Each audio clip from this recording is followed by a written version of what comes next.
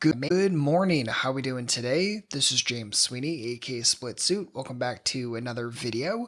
And today we're going to review a hand sent in by Manny. This is played at live 2-5, and Manny just wants to know if he took the right line with trips in a four-way pot. So let's check it out and see what's going on. Alright, so in this hand we're in the big blind with ace-8 suited, there are two limpers, there's a raise by villain, and in this situation, Manny says this. This was my second hand of the night, so I had no information on the guy, meaning villain. He seemed like a decent player with stack size and demeanor, who is definitely capable of making a move on me since I just sat down, but he could very easily be some super aggressive guy who doesn't like to get pushed around. So if this is truly your second hand of the night, truly your second hand against this player specifically, this is a very, very large leap to make. Sure, he could be capable of making a move. Sure, he could be super aggressive, but the opposite could also be true. He could be super passive. He could be a guy who just simply woke up with a hand in this situation. I'd say this is a very large leap to make, and if you're constantly doing this, I'd be very, very nervous. And just to be clear, when someone has a deeper stack, fish can run really, really good and double up a couple of times and have very deep stacks too. So someone having a deep stack doesn't inherently mean they're super good or super bad. You have to pay attention, and if it's only your second hand of the night, well, you're going to have to wait a little bit longer to get some actual information.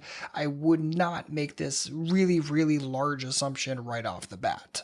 Now, all of that being said, Manny does decide to call here, and Manny says this in the write-up. I called preflop because it felt like a weakish positional raise, just a gut feeling, no real basis for it. So I love the fact that you're including your thought process, but honestly this is very, very incomplete, and not even the way that I would adjust given this thought process. Okay, because let's think about what's realistically going to happen here. We're going to call, and then one and or both of the limpers are probably going to continue as well. So we're creating a multi-way pot where we're out of position, we don't have initiative, and we have a hand that sucks. There are other hands that perform far better. So this is something that I'm not super stoked about doing. I don't feel like it really punishes villain if he truly is making a weakish positional raise. One way to do that would be by 3-betting. So in this situation, I don't think calling is going to be particularly good. I'm very much in a 3-bet or fold mentality. You could certainly 3-bet if you truly believe it's a weakish positional raise, but again, after two hands, I don't think you can discern that very well. And again, I'm not super thrilled about calling here, but it is what it is. It's what Hero does. And as not super shocking, we end up picking up both of the limpers, go 4-way here, but end up flopping trips. Things get a little bit easier, and Hero decides to check the flop. Now I know checking to the preflop raiser is the typical default thing to do. Most people will check here and not even give it a second thought, but personally I really love leading here instead for two major reasons. One, if we bet, I think we can get a lot of continuance from the limpers when they have things like 5x, 6s, 7s, draws, all that kind of fun stuff. Versus us check raising, I think all of a sudden a lot of those hands start to go away, and I'm not super thrilled about that. Number two is that villain's not highly incentivized to bluff here. Right? If they have something like ace king, ace queen, king queen, ace jack, and they don't have double clubs, I think they're going to end up checking behind a pretty large chunk of the time, right? Are they really incentivized to fire and bluff in a 4-way pot? I don't really think so.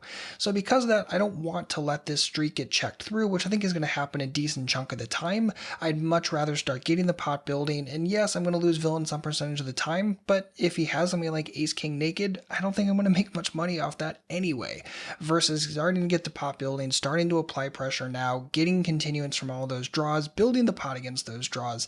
I think that's going to be far better. So I'm going to leave this out for like 65, 70 bucks, go forward from there, but it is what it is. Manny does decide to check, and it ends up getting checked through. Not super shocking. Turn is a 4, Hero decides to check, and again, this is another spot where once the flop gets checked through, I'm firing here. I see zero reason to check. I don't want to just let free cards to the 4 straight come off. I don't want to let backdoors get there for free or for as cheap as humanly possible. Again, lead this out, take control of the pot, do not play this super passively, and just let everything get there for cheap.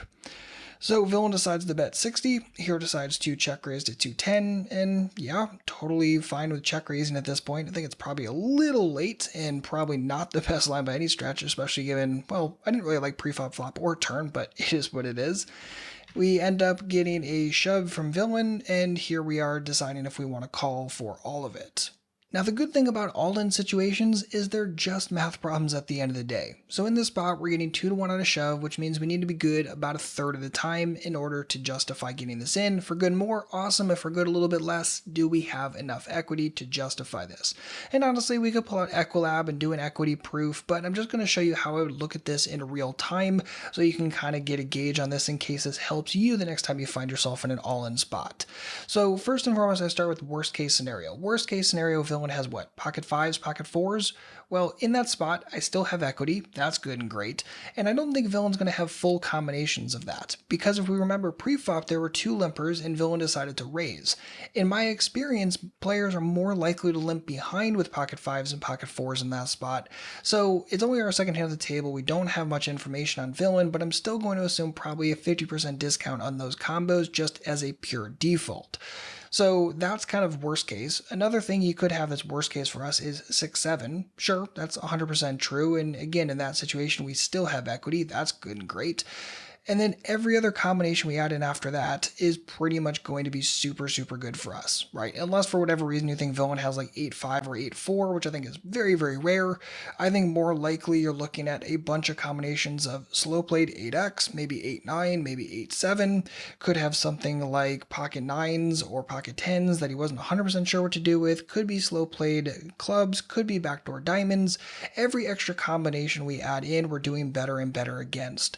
So I think there's plenty enough second best combinations to justify getting this in. I think we definitely have enough equity. Again, pull out Equilab, mess with it a little bit, see if you can find the worst case scenario where this is clearly a fold, and see what a normal case scenario looks like. I think you'll see very, very quickly that this is not something we want to panic about, and instead something we definitely want to get our stack in, feel very comfortable. And will we occasionally run into pocket fives? Sure. Will we occasionally run into 6-7? Sure. But is it going to be often enough? Well, if you really, really think about this, and you really, really break it down, you really, really think about the logical ranges, both pre-flop and with the flop check, I think you're going to see exactly where this hand should be in your calling range and how confident you should be when it comes to giving this shove action.